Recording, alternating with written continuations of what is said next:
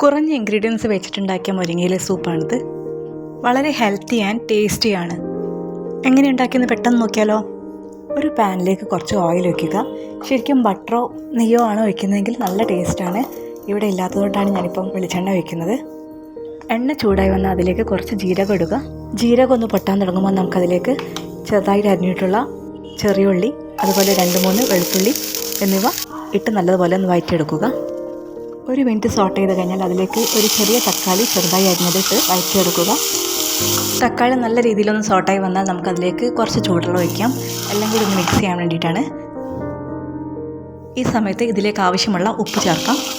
എല്ലാം കൂടി നല്ലതുപോലെ യോജിച്ച് വന്നാൽ നമുക്കതിലേക്ക് കഴുകി വെച്ചിരിക്കുന്ന മുരിങ്ങയില ഇടാം. ഇതേ രീതിയിൽ 1 മിനിറ്റോളം സോട്ട് ചെയ്തതിന് ശേഷം നമുക്ക് ഇതിലേക്ക് ഒരു 2 ഗ്ലാസ് വെള്ളം ഒഴിക്കാം. ഇത് 2 പേർക്കുള്ള സെർവിങ് ആണ്.